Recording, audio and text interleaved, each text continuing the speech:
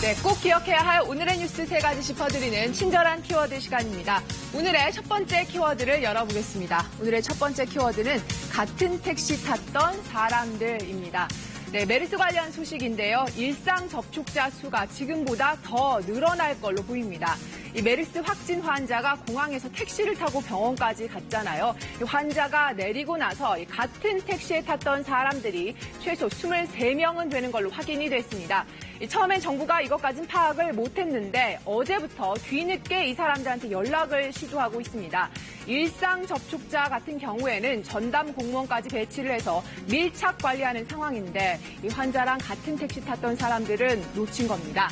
이 메르스 확산되는 걸 막으려면 가장 중요한 게 환자랑 가까이에서 접촉한 사람들을 철저하게 관리하는 거죠. 또 이것만큼이나 추가로 접촉한 사람들은 없는지 꼼꼼히 챙기는 건데 초기 방역에 차질이 우려되는 상황. 오늘의 첫 번째 키워드, 같은 택시 탔던 사람들입니다. 네, 오늘의 두 번째 키워드도 열어보겠습니다. 오늘의 두 번째 키워드는 부르는 게 값입니다. 네, 서울의 집값 얘기인데요.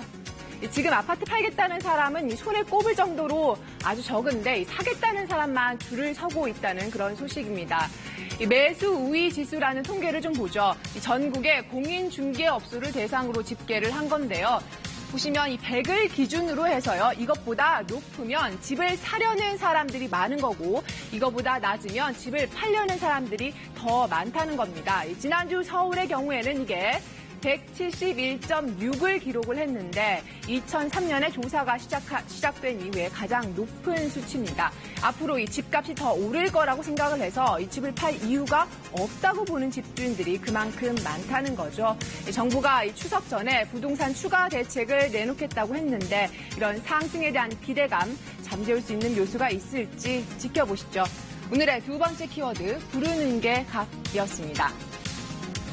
네, 오늘의 마지막 키워드를 보겠습니다. 오늘의 마지막 키워드는 어눌한 말투는 옛말입니다. 네, 보이스피싱 피해 관련 소식인데요. 아직도 누가 속나 싶은데 올 상반기에 보이스피싱 피해가 지난해 같은 기간보다 70% 넘게 늘었습니다. 어눌한 말투로 정부 기관을 사칭하는 건 이제 옛말이 됐고요. 이 대출 빙자형이 전체 70%에 달했습니다. 싼 이자로 대출 받으려는 서민들이 표적입니다.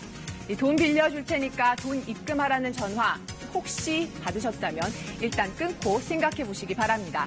친절한 키워드 오늘은 여기까지입니다.